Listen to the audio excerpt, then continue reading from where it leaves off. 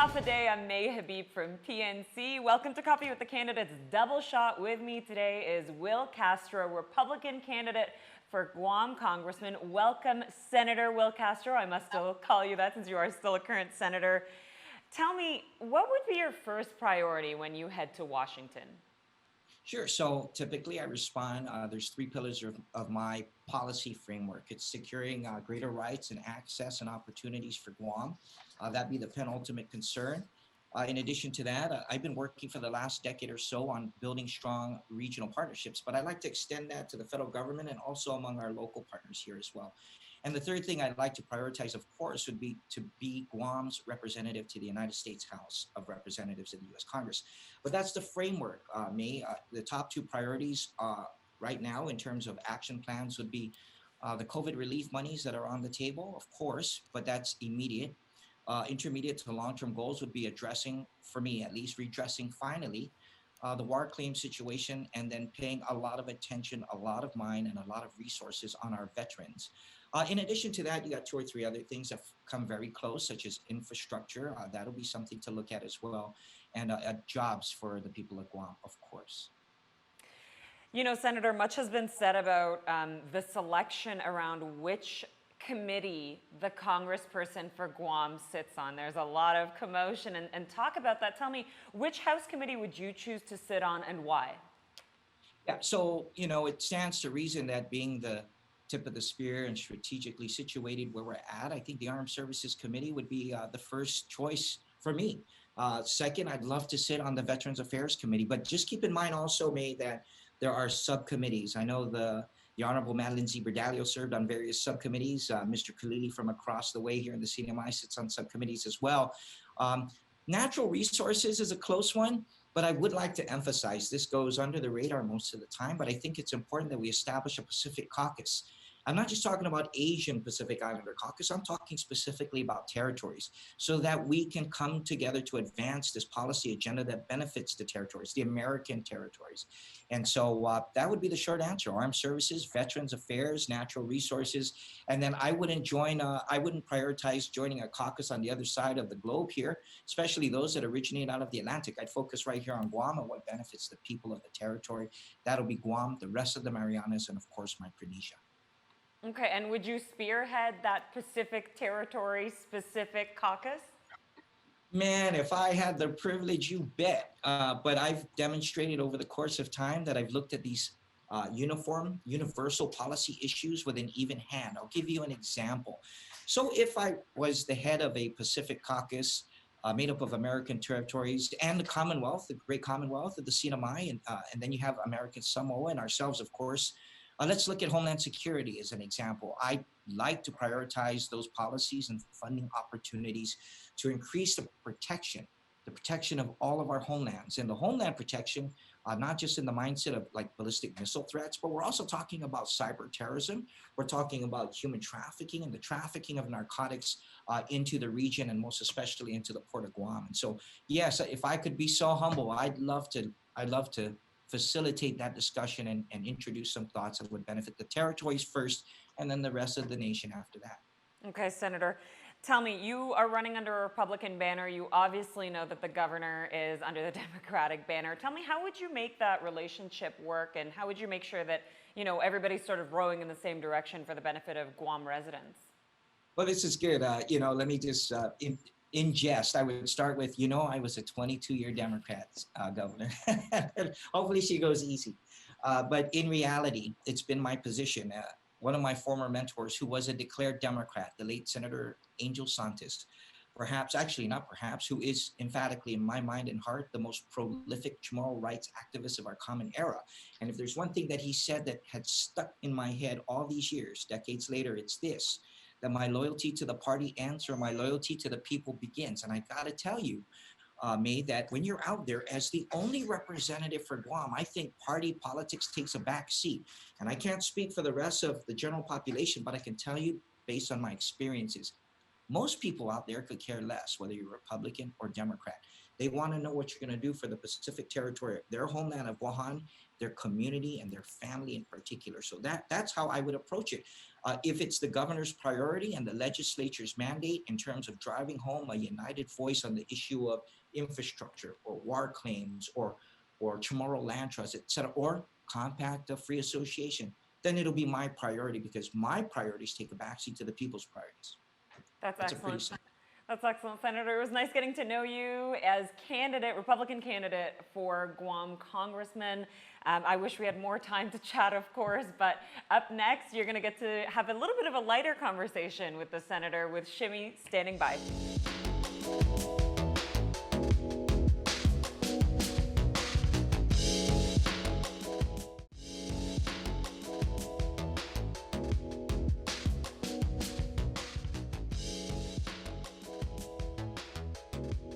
What's up, guys? I'm Shimmy, and welcome back to Coffee with the Candidates.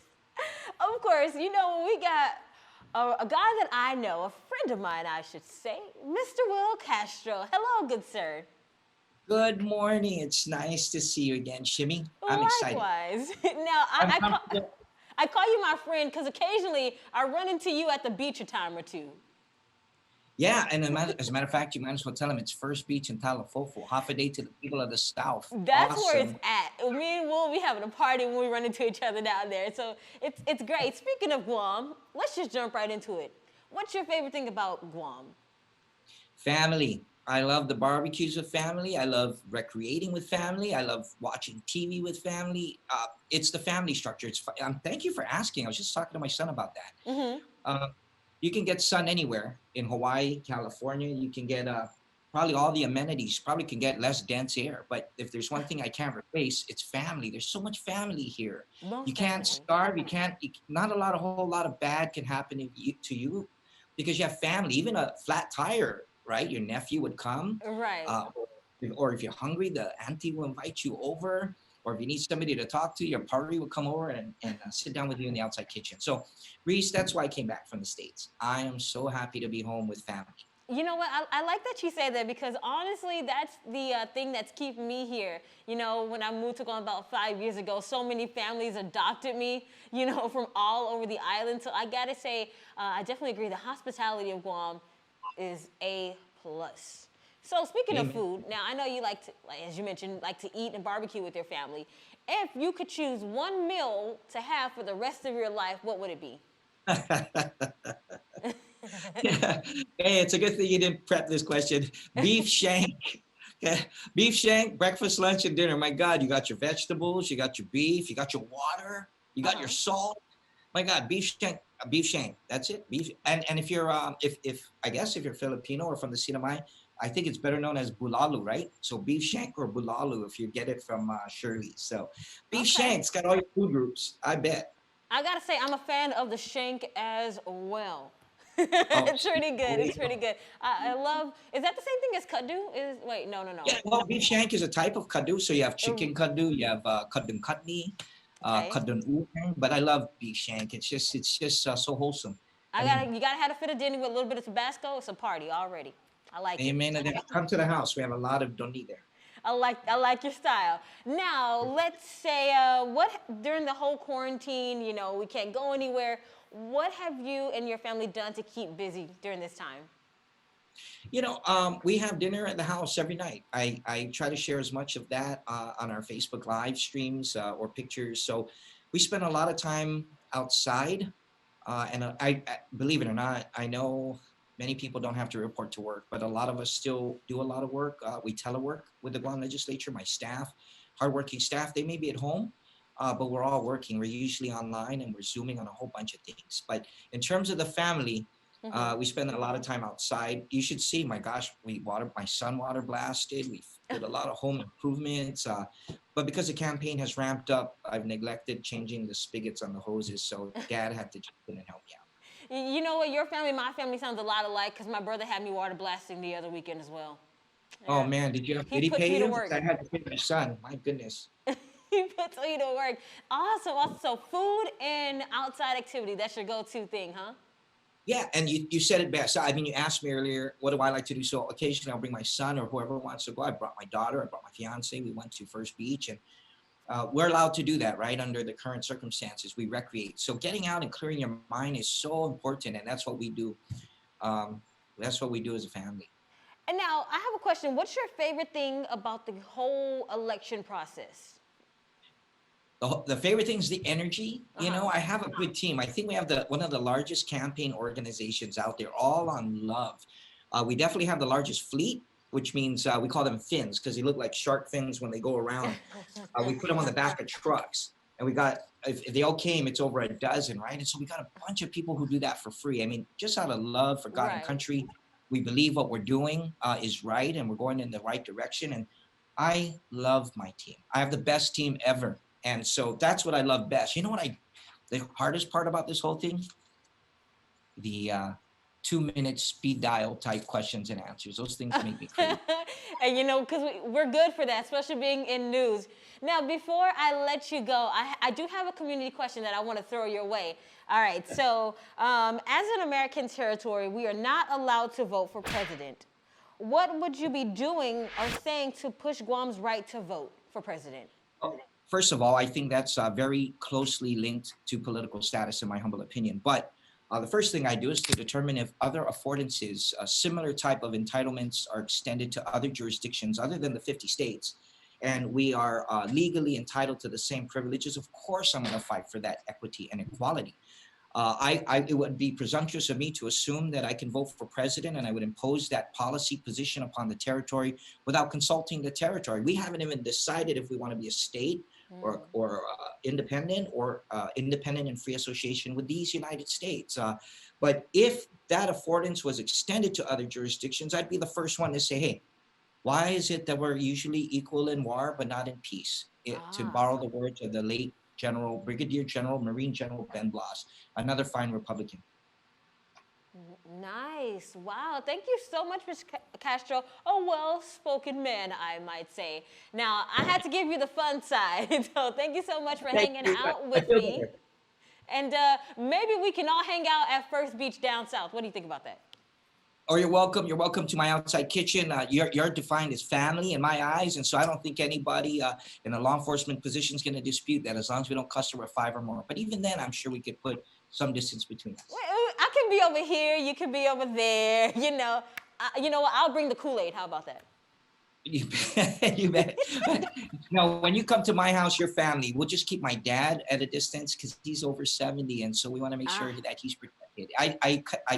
Before COVID, I kiss and hug my father. I'm a hugging guy in my family. They'll tell you, but I haven't kissed my father in a while. So you and I are going to have to observe that. We can hug, Yes. we can make physical contact on the face and transmit if we're carrying. But other than that, no, my house, uh, you don't have to worry about watching your back. There's an abundance of love and generosity where I live, and you're more than welcome. Awesome. More than Mr. welcome to Castro, share. you're always a pleasure to be around and to speak to. Thank you so much for your time.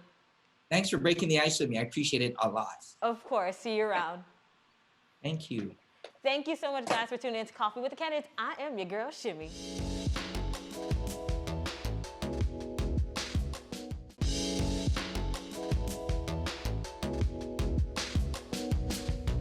Half a day, I'm May Habib from PNC News. Welcome to Coffee with the Candidates. Today we're speaking with current sitting Senator Sabina Perez, who's a Democratic nominee as well for the next election.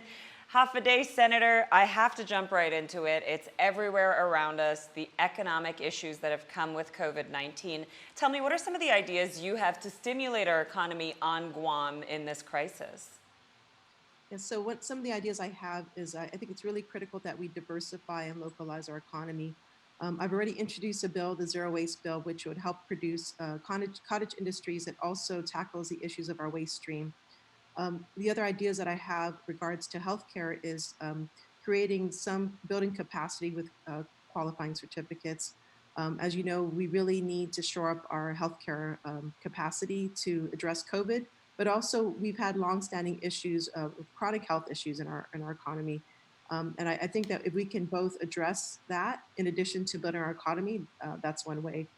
I would also like to shift towards renewable energy, agriculture, and there's also opportunities to capitalize on the infrastructure, the IT infrastructure that we have. As you know, Guam has a high concentration of underwater sea cables, and we're close to the Asian markets. And I think we could attract some of these American companies to take advantage of this strategic position, as well as the infrastructure that we already have in place. So those are just some of the ideas that I have, and I'm willing to work with our community to build up our workforce to support these industries, these new industries. And Senator, you've been really vocal about the environment and environmental issues in the past. Tell me, what are your priorities in terms of environmental issues for Guam? Yes, so as you know, there's a plethora of issues to deal with, from making sure that our water is safe to drink, and yeah, some of the legislation that I'm working on is a safe overhaul of the Safe Drinking Water Act, which also includes dealing with emerging contaminant issues such as PFAS, and that is going to be on the legislative session. I hope this coming session, if not now in October, then in November. I think the other issues, yeah, there's so many issues to deal with as far as strengthening our environmental laws to ensure that that our environment is protected. So yeah, I think that working with EPA, looking at what rules and regulations that need to be improved, I'm going to work on those. I think land is also another thing that we need to look out as land and our environment is the foundation of our wealth here on our island, and it's important that we protect those things. Okay, what are your views generally about the military buildup on Guam? So, as you know, I've been, very vocal about the firing range and how that's going to impact our aquifer and our drinking water. And I think any type of development that occurs on Guam, we must look out for the long term of our island. And I don't believe we should jeopardize our health, for any type of development. And in regards to the military, I think what's the problem here is that we don't have a seat at the table. You know, we're not talking directly to those that make the decisions, and I think that that's what has to change is to have that open dialogue, and to have that transparency, so that how they proceed with their mission, it does not impact our long term sustainability. So I think that's critical in regards to working with them in the future. Okay, Senator, tell me, why should people vote for you? Give me an elevator pitch of why people should be voting for Sabina Perez on November 3rd. So I'm a woman of my word. I went into this past election working for sustainability, and I've diligently worked hard towards that. As I oversee the environment, revenue, taxation, procurement, and I took the time to study what were the issues and the roots of the problems. And I've come up with solutions, and I'm introducing and crafted legislation to address those issues. And also, in addition to the initiatives that I put forth, I think what's more important is ensuring that we're working in the public interest, and that we're looking out for the best interests of our island. And part of that too, I know it's been very divisive here on our island, for based on what positions we take.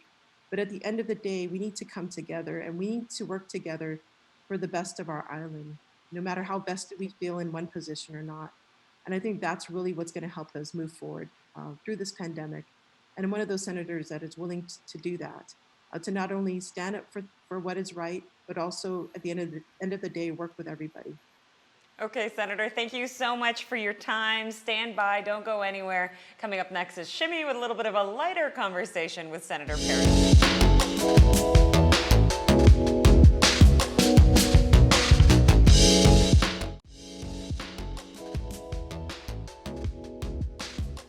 What's up, guys? We are back with Coffee with the Can. It's time to have a little fun. I am your girl, Shimmy, and we have Senator Perez on the line. Good afternoon, Senator. Yes.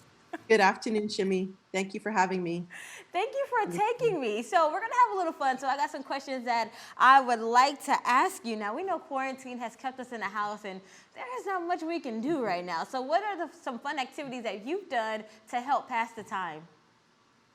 Oh, wow. That's, yeah, I'm afraid I'm going to have a boring answer to that because I'm very, I do a lot of work at home. And I think I'm pretty engrossed in what I do. Mm-hmm. But to kind of balance my lifestyle, I do some exercises, walking is such a good thing. But yeah, that's it. I can, that to me, that's exciting is learning new things. That's always exciting for me. And I highly encourage that.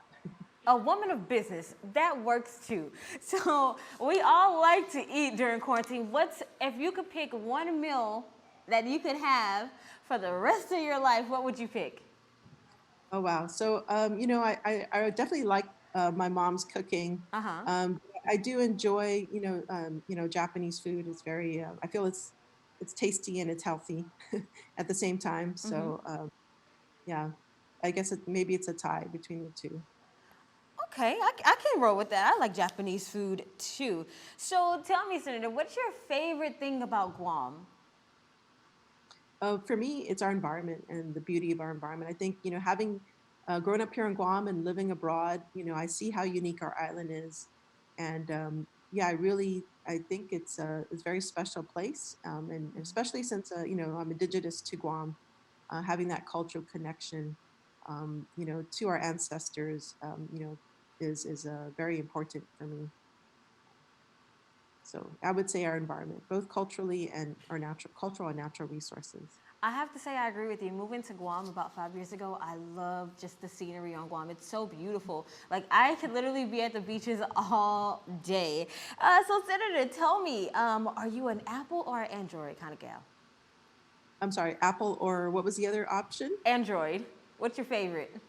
Apple. Oh, I think I prefer Apple to be honest. What? But I do have an Android, so I am ambidextrous.